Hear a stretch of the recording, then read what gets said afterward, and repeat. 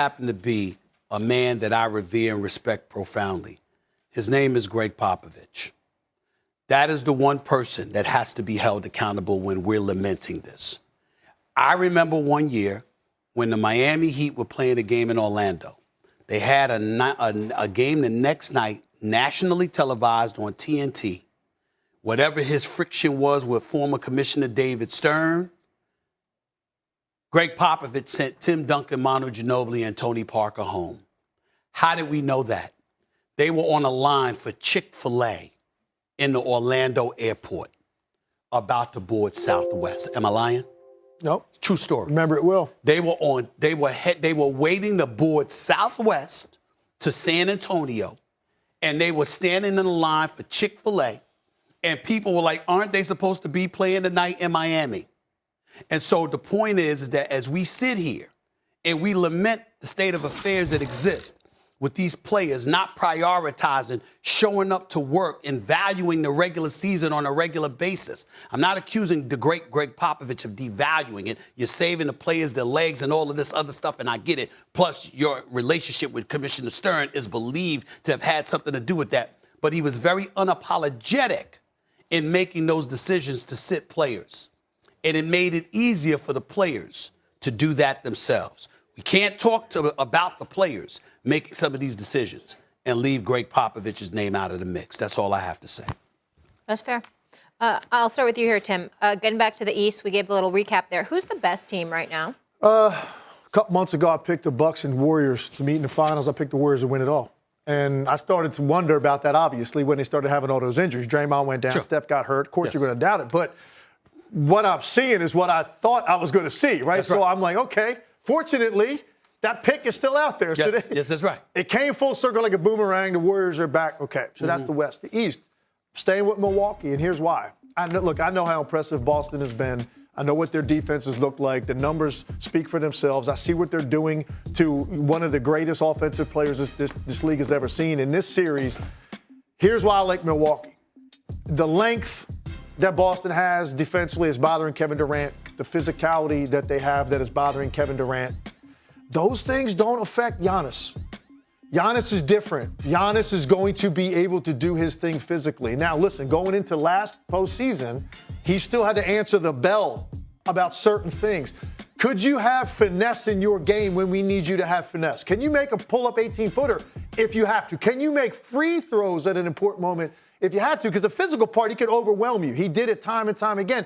But 2 straight postseasons, Toronto bottled him up by basically going to 5 guys in the paint against him. He didn't have an answer for it. Then the Miami series, he rolled his ankle, but they were also doing the same thing to him. He did not have an answer for it. So the doubt was there. He answered it.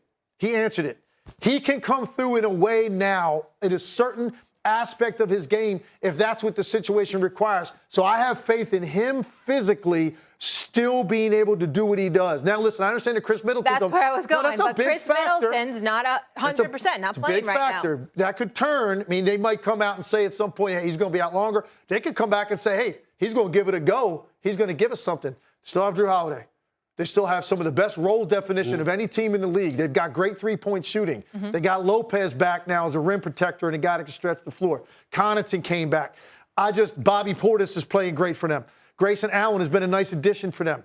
My faith is in Giannis and the fact that these guys know how to get it done when they have to.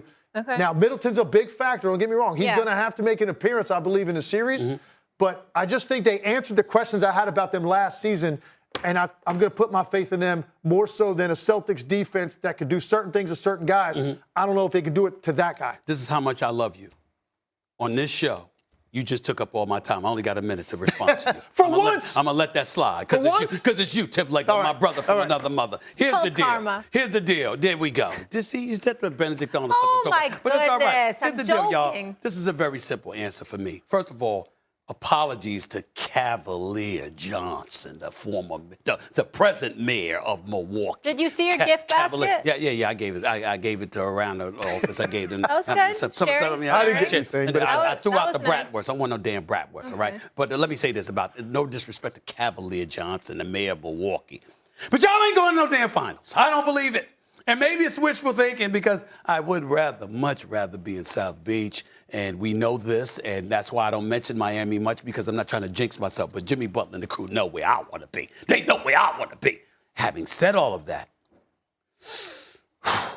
I think Boston's going to take Milwaukee. You got to have Middleton in order to pull out that series, in my estimation. Now, Grayson Allen deserves a lot of credit, and the Bulls should be ashamed of himself after him hurting Alex Caruso early in the season. He giving it to them. Drew Holiday is big time. Giannis is Giannis, and Bobby Portis, I'm a fan. But I just think that when you look at Boston and the kind of defense that they play collectively, along with the emergence of a Jayson Tatum and a Jaylen Brown, I think they have enough to beat the Milwaukee Bucks. And that's who I'm thinking about right now. I'm thinking about Boston instead of Milwaukee. It's really, really that simple. And Miami, I ain't mention you because I ain't trying to jinx my aspirations for May. Okay, and stay June. focused. We got to get a commercial It break. does. Don't come on for, we know Miami's a why you distraction. like South Beach. We It's a get it. distraction. One game away from elimination, and Ben Simmons had played as many postseason games as I have. So does that mean the Sixers won the trade? About them. And we going to see. Because if you KD and you're not willing to do that, then guess what? You're showing your priority is not winning. Interesting scenarios. Get rid of Nash or potentially Kyrie not being there with KD. I want to get to another player there. Another issue.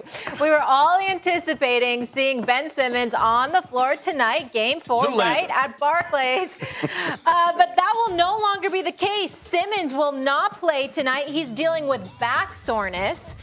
I'll start with you here, Tim. How should his teammates feel about this? Listen, I think the guy's lost all credibility, period, end of story. And you can see it even when you're trying to watch, from a distance. You're trying to watch interactions that he has with his teammates. It's so awkward. It's so awkward because he's not there trying to help them, and they don't know really what this guy's about. I mean, he got there in February. Yeah. He hasn't played at all. And all you kept hearing about was, possibly he's going to come back this date, this date, this date. It keeps getting pushed back. And then finally it looks like he's right on the precipice. He's going to be available for Game 4.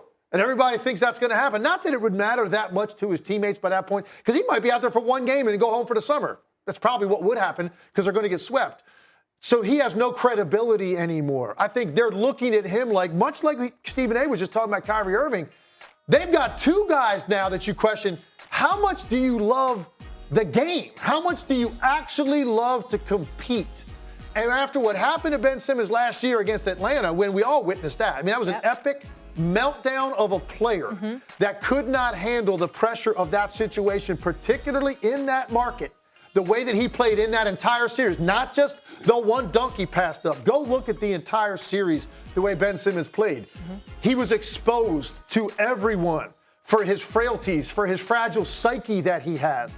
So now he shows up in Brooklyn after all the mess they went through with Harden, and now this guy shows up, and you're thinking, okay, you do some things that can help. You do have value. Your playmaking and your defense, we need those things. And at no point has he come close to stepping on the court.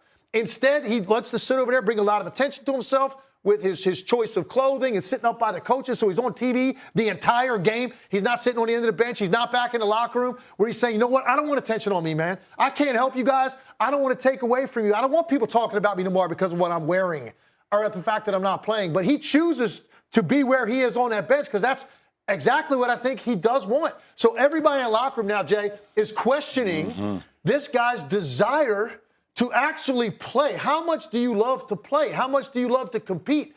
And I think they're looking at him, fraudulently. And I don't know, he needs to get to an offseason and try to reestablish credibility with new teammates, whether that's Brooklyn or somewhere else, wherever that ends up being. He's got to reestablish himself as a guy that loves to play, and I'm in this with you, and I'm ready to go to war with you opening day next season. Nobody really cares at this point when Ben Simmons sees the court. So I'm all for players being stylish when they come to games, right? Wear whatever you want. Yeah. You on the court, you ball out. I'm not talking about what you're wearing to the game. I'm talking about what your stats are on the court. There's something interesting to me when I'm seeing him on a video carry the Louis Vuitton bag, all the different outfits, the New York Knicks colors he had on the other night, the lime green lamb outfit he had on night. It makes me think Pretty fly. Pretty much. But these are signs of people that don't love basketball to me. You love what basketball provides you. Why? Because you like to dress nice? That's not fair. Well, I will break it down for you. Yeah, no, please do. Because my thing is if you're on the court and you're having mental things, right? And I've talked about this. You don't want the attention on you. You're trying to heal. You're trying to get yourself to a point where you're at the place mentally where you can play. You know what? When you stand up on the sideline, Molly, wearing a suit like this for 3 stretches in a row, you know what you're saying? You're saying, hey, look at me. It's not about what's happening on the court. You're focusing everybody else on the bench is wearing black, Molly. Everybody, multiple games. Everybody's in uniform wearing black. Absolutely. How come you're not wearing black?